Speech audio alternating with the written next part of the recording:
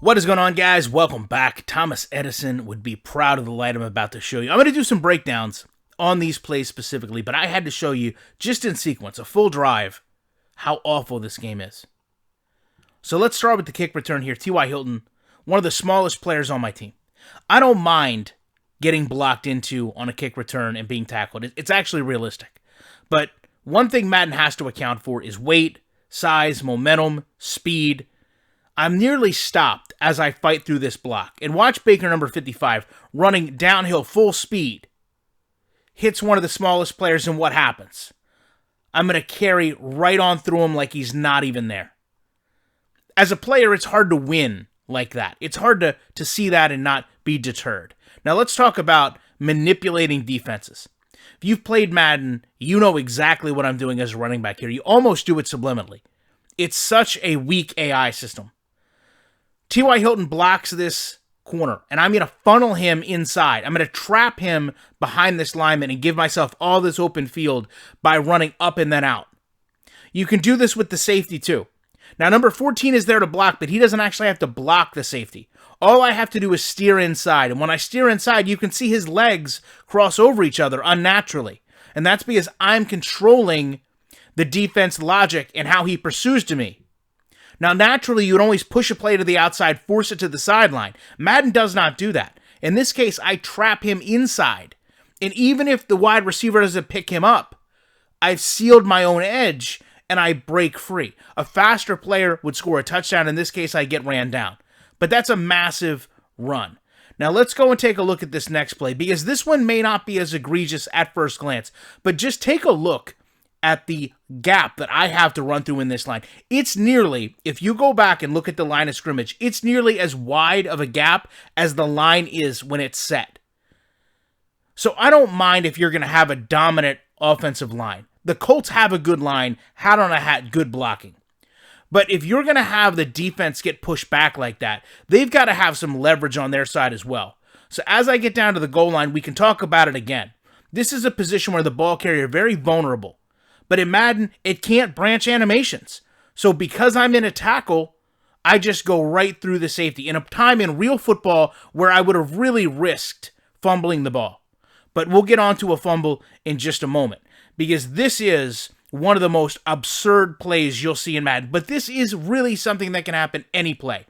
Take a look at what happens with this block. I read that there's going to be a defender coming down, and I elect to run back behind my lineman. I've got a good line. They just pushed a massive hole. So all of a sudden you can see the shifting, the warping. Everyone is going through each other. As a running back, you can't read gaps like this. I don't know who's blocking who.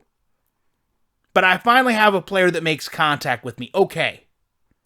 And as I fumble the ball, take a look at the lineman. Watch Glowinski. Again, everyone is still shifting. They're facing each other in reality. But the only thing that's going to matter is the fumble recovery animation.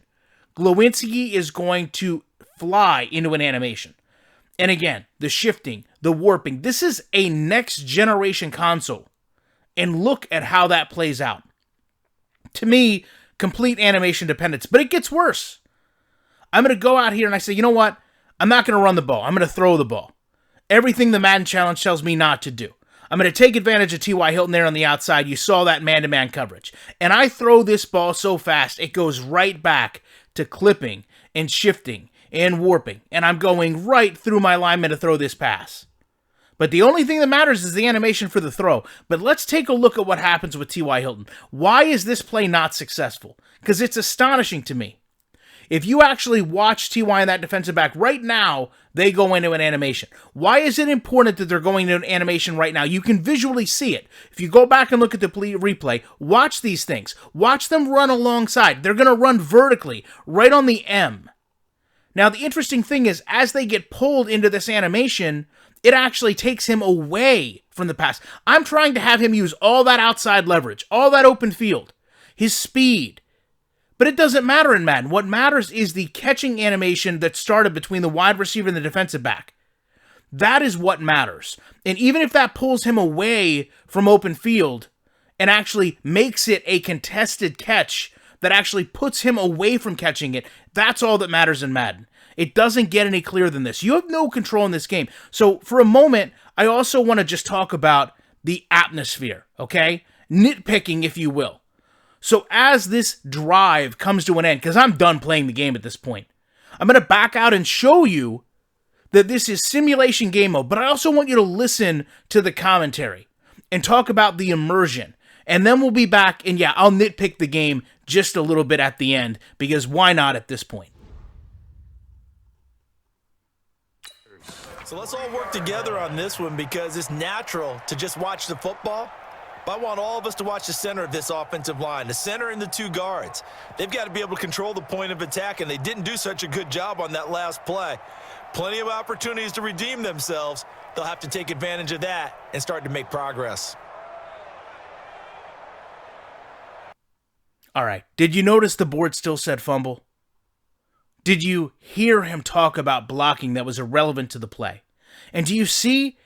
I know it's the Dolphins, but there's no cars, there's no people.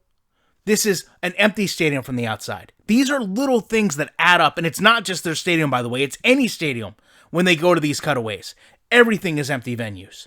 It matters to gamers. When you've got an on-field product that's so poor, when you've got commentary and other immersion aspects that are below standard, and then you add on top of it a layer of just not caring about the visuals, it adds up to being the worst experience I know of from a AAA title in a football game in the last 20 years. And the NFL just gave them a contract to do this for 5 more years. Embarrassing. Unacceptable. Love to know your thoughts on it. Appreciate you checking it out. You know I will be back in the week with more commentary.